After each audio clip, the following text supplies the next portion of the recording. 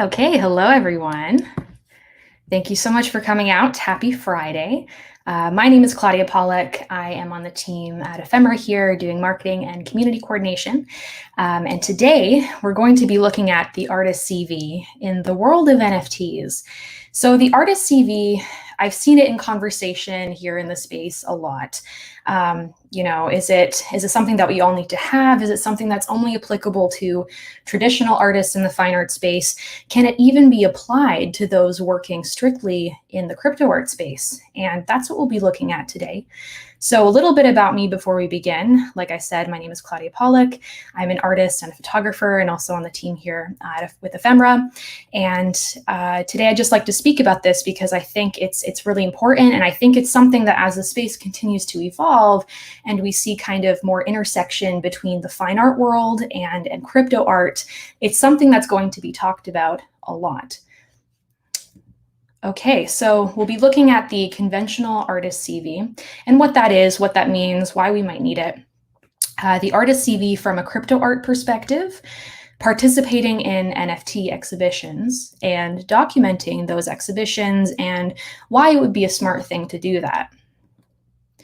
So the conventional artist CV, this is a really great description from the Hamilton Arts Council, which is a really great resource in regards to the artist CV. But basically, long story short, the artist CV is an outline of your artistic career. It's not a resume by any means. It's everything you've done as an artist, from exhibitions to maybe workshops. If you've taught anything, your artistic education. It's an outline of your artistic career, and it can span the entire length of your artistic career. And so why we usually need one is if you're getting involved in any arts events or professional opportunities, it is quite common that you will be asked for an artist CV. And this is so arts workers or arts professionals, curators can kind of see your depth of experience in the field, maybe any exhibitions you've been a part of, any professional affiliations, organizations, that sort of thing. And they would really like to see your experience. And when we're talking about crypto art, we have a lot of these artists coming into the space who have never been in the fine art world before, and that's totally okay. That's one of the best things about this space is that it is so accessible in that way. There is some gatekeeping, but it's not as gate kept as, a traditional arts organization, for example. And so it's important to kind of take a look at these standards that have been put in place and to see if we can intersect crypto art into that, or how we can add our crypto art experience into that artist CV. So the conventional artist CV, it'll have your personal information first and foremost. It'll have a name, an address, some contact information, and that sort of thing. It'll have education as well. So if you've been formally trained in any sort of manner in the fine art world, maybe a certificate or a bachelor of some sort, it'll have that there. Any grants and awards. So if you've ever had like a monetary award for your work or been granted a show opportunity, it'll have that type of thing on there. Body of work. So this would be if you are an artist, a photographer, you would probably put exhibitions here. If you are more involved in like the cinematic sort of world, films, videos, shorts, television, that would be the perfect space for that. And if you're like in theater or like a performative artist, any sorts of performances or like installations, like that would be put there under body of work. Usually though, if we're talking about artists and photographers, this space would be like titled exhibitions with that kind of header. Any publications. So if you're a photographer like me, have you been involved in any magazines or any zines or any sort of publications of that sort? Commissions. Has anyone ever asked you to prepare a work for them? Collections. Has anyone collected your work? Private collections in the traditional art world, or we can even expand that to collectors in the crypto art space. Media and bibliography. Have you ever been asked by media about your input on something, your opinion, or has media ever covered your work at all? This would be the space for that. Residencies. Have you ever participated in any kind of artist residency at all? You know, these things are usually like a week or two. It's like a group session. They're really involved. So that would be the space for that. Public speaking events. You know, have you ever had to speak about your work or any topic in the arts at all? Any professional affiliations, if you are involved in that sort of thing, you would put that on there, as well as any other additional information that may be applicable. So I say that because sometimes, you know, we can't fit all artists into a box. We are involved in so many different opportunities. And so if there's something you really want to put on here that you think is very relevant to your artistic career and experience, think about that a little bit. For example, me, I'm someone who really, really loves to do workshops. So I would put just a section of workshops on my CV and just have the different sorts of workshops I've taught and for which organizations. And so that's something that I would be very aware of on mine. So we're going to look at two fictional examples today, and we're going to be looking at Jenna and Sarah. So Jenna, again, fictional character. This is just an image I popped off of Google Slides. Jenna has been professionally educated in drawing and painting. Great start. She's exhibited at 2 local galleries. She sold work in private collections and now teaches painting classes at a local school. This is a narrative that we often see a lot in the fine art world, and it's very common. You know, we as artists, if we want to be formally educated, that's the path we want to take. We do that, and sometimes, a lot of the time, we go back and teach that to some capacity because we just really love school. That's something that's very common. And so this would be a great case, you know, to build an artist CV. We have Sarah on the other hand. Now, Sarah she's a self-taught photographer. You know, she's never had any formal education. She's won many awards. Sarah's very talented. She now creates NFTs, which have been exhibited in shows, and has sold NFTs to collectors. So that's Sarah's background, right? So they very much contrast in that way. Jenna's very more like traditional, conventional fine art world. Sarah's very much kind of this like new age art, crypto art kind of background. So is one's experience more valid than the other? The answer is no. They're both artists. Even though they have 2 separate backgrounds, they're still participating in art. They're making work. You know, we have one doing drawing and painting. We have one doing photography. They're both valid artists. And so any artist can create an artist CV. It's there for many different types of artists. And this is something I really want to stress, that experiences in the virtual space are just as valid as the physical, especially with the COVID-19 pandemic, you know, having such an effect on our careers. We've seen a lot of traditional gallery spaces kind of branch into the virtual world because they still want to have that opportunity for artists to showcase that work, even though their physical doors are closed. But does that mean that that exhibition isn't valid? Does it mean that it's less than a physical exhibition? I don't think so, and I don't think we should think that. So let's look at Jenna again, and let's just look at what her artist CV may look like. And this is, again, she's a fictional character here. All of these organizations and information, this is all fiction. So if we want to start with education, it might look something like this. You know, 2015, she got her BFA in drawing and painting. We go down to exhibitions, 2016, 2015, we have the Illuminate exhibit, Landscapes of Ontario. And the artist CV, you'll notice if you look at this, they go in order of most recent to less recent. So when you're writing down your experiences in an artist CV, always start with the most recent one and then go down from there. That's usually very standard. And when you are describing exhibitions or any kind of collections, always try, if you can, to specify a location. Usually that's really important. So if any kind of curator or anybody is looking at, you know, a judge, a juror, anyone's looking at your artist CV, they can kind of look at the location, and if they want to check for some reason, they can, you know, just pop that into Google and see that, yes, that gallery does exist, and look at it from that way. So here we have, for example, Illuminate exhibit, Yonge Street Gallery, Toronto, Ontario, Canada. That's usually the standard format you would put for outlining an exhibition there.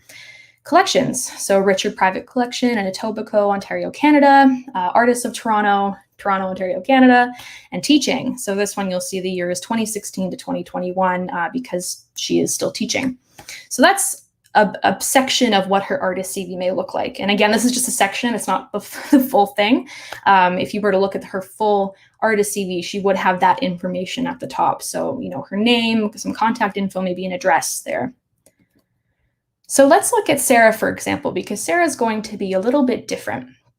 So we'll start with the awards because Sarah has not been formally trained in any sort of education, and that's not a bad thing at all. That means we just don't put that there, right? Because when we're outlining our artist CV, we're not going to, if you haven't received education in the arts, you don't want to specify that you haven't. I feel like that takes away from the experience. We just don't touch on that. So we go right to awards.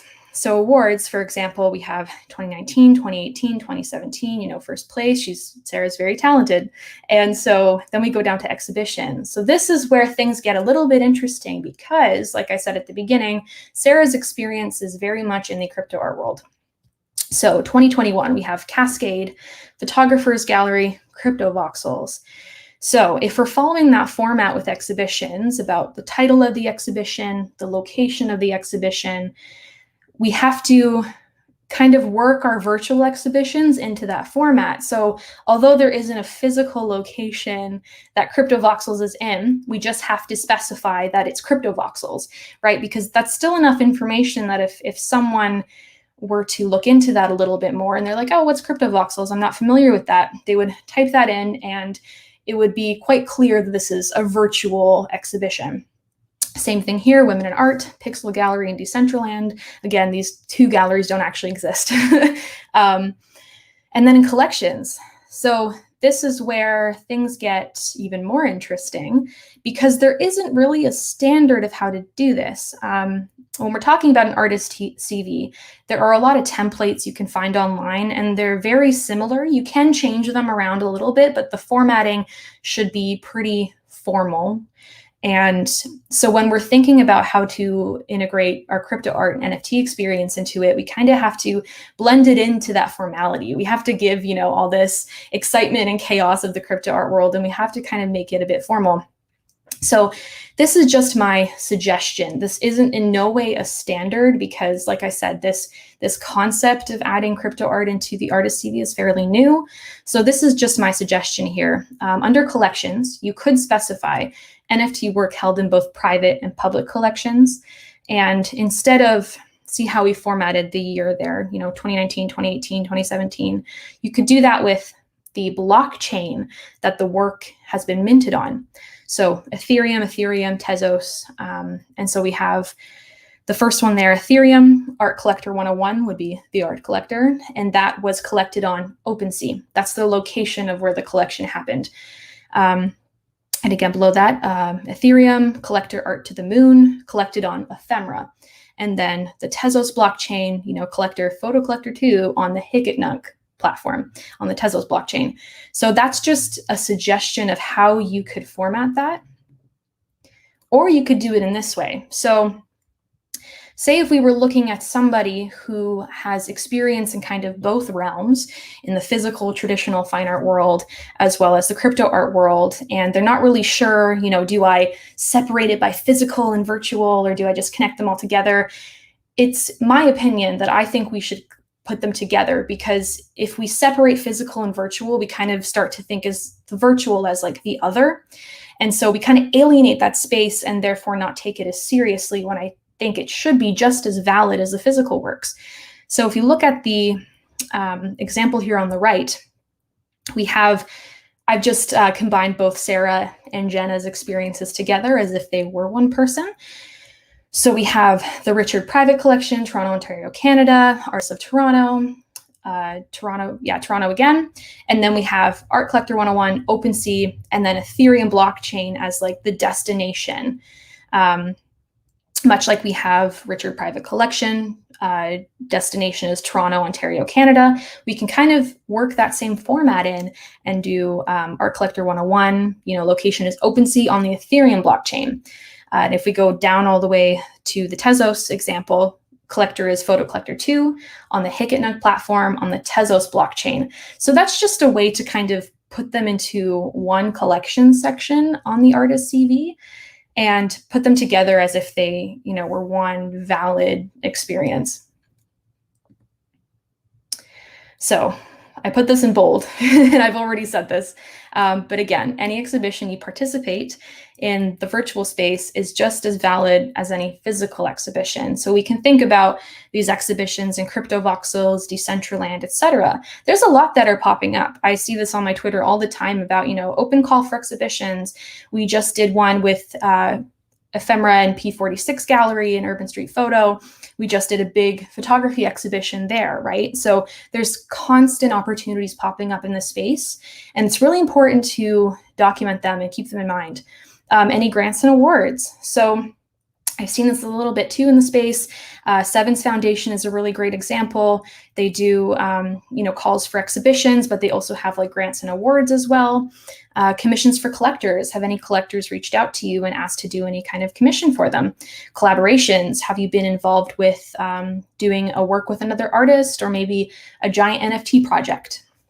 And more. The space is always evolving. It's July 2021, but maybe a month from now, there will be more opportunities that you may want to apply to your artist CV.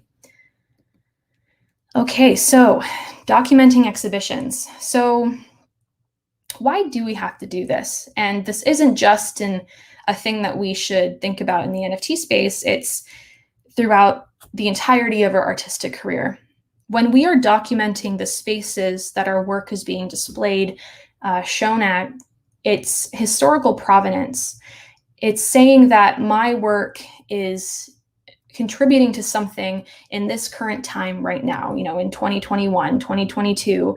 And what does that mean? It's a digital presentation of our work. You're building an archive of your history as an artist, right? So if we're looking at what we want to be or do 10 years down the road, it's really important that we can look back and say, okay, 10 years ago, I was making this type of work. I was exhibiting in these types of galleries. I was making NFTs. It's really important. We are our own historian. And so it has to be our biggest priority to be documenting our initiatives and our artistic presence as we move along. So I'm going to get a little bit personal here. I've used my own work as an example for this, but I think it's important just to see what I'm talking about. So this is the photography exhibit in the Accelerate Art Gallery in CryptoVoxels. So this is no longer fiction. This is real. This was a month ago, but I had 3 images, 3 photographs in this space. And with every exhibition that I'm involved with, I am always taking screenshots. I'm always documenting it because you just never know down the road what you will need that for. And I also really like, as an artist myself, to document the work around me. Who am I exhibiting with at the time? You never know. They could be another Beeple, right? So it's really important to be documenting that. Another example here is the community gallery number 8 in the I'm Not Art gallery in CryptoVoxels. So I had a little black and white square self-portrait there in the space. I do have more screenshots of the work closer up, but to me, I think it's important to also show a visualization of what the space looked like, and again, the other artists that I am exhibiting with. And another example here was the Graffiti Queens virtual art show and Graffiti Kings Decentraland. This was earlier in the year. And also, I think this space was just really cool. I think the design was amazing. This was a really big show. And so for me, it was important to capture my photograph there, but also capture the space and how it was designed. And another reason why that's important is because in these virtual spaces, things change so quickly, right? Like you don't have to worry about it being in a physical space and, repainting the walls and taking works down and ensuring work and traveling the work around. Like these things can be put up in a day and taken down in a few hours. So it's really important that when those exhibitions launch, to get in there and just take screenshots and document it as much as you can. All right, so key takeaways as we end this workshop. Again, always document every opportunity in your artist career, NFT or not. So like I said, it's really important to have that historical provenance. So although the NFTs, they are a signature of time, they're minted right on the blockchain, they are a document in itself, in that token. The exhibitions that we are now participating in with those NFTs, those aren't documented on the blockchain in the same way. The only way we can document that is through our own screenshots and our own stories that we tell. So it's really important to have that documentation. Continually update your artist CV. So this is something that I'm guilty of myself. I don't update mine as much as I would like to. And I find myself having to go through my own Twitter to see what shows I've been tweeting about in order to remember, what was the name of that show again? And where did I exhibit that work? So don't fall into that trap because you never know if you're applying for an award of some sort, they might ask for an artist CV, and maybe it would be really cool if they saw that you're doing NFTs and are involved in the crypto art world. So always keep 2 documents, a Word doc that is, you can constantly go in and edit and just, type in recent things that have happened, and then do a PDF document that's saved and always ready to send at a moment's notice, essentially. So always take note of the exhibition title, the gallery space, location, and day and month. So like I said, this goes back to these spaces can change super fast. Buildings in crypto voxels and Decentraland and in the metaverse, they don't have to be inherently on a blockchain. They can just be on any other virtual platform. These spaces change fast, and sometimes they might not exist anymore. So it's really important to take down the title of the exhibition, the gallery space, the name of the gallery, the location, and the day and month. So what were the days that the exhibition was live for? And that's pretty much it, really. I think it's just constantly keeping yourself updated and keeping tabs on where your work is at what point. And it's just really important going down the road, because you just never know what will pop up and if you'll need that. Is there an artist that you exhibited with that you want to collaborate later? Maybe take note of who they are. It's really important that we, in our artistic career, keep note of where the work is existing and at what point. It goes back to, we are our own historians, and it's up to us to document our artistic process. Okay. All right. So thank you so much for tuning in. If there are any questions, you can just pop them down into the YouTube chat here, and I can try my best to answer them. But if not, thank you so much for tuning in and listening today. Again, if you have any questions, you can just reach out to us on Twitter at ephemera_com. We also have a Discord as well that you can join. The link is right on the Ephemera Marketplace at ephemera.com. And you can always reach out to me as well on Twitter. My handle is at ClaudeDSLR, like a camera. And I'd be happy to answer your questions there. Okay, so I hope you learned something today. This is a very, very fantastic, fun world, and there will be more opportunities, more show opportunities in the future, I'm sure. So I really hope that this helped in some way, and yeah, have a fantastic rest of your Friday and weekend. Thank you.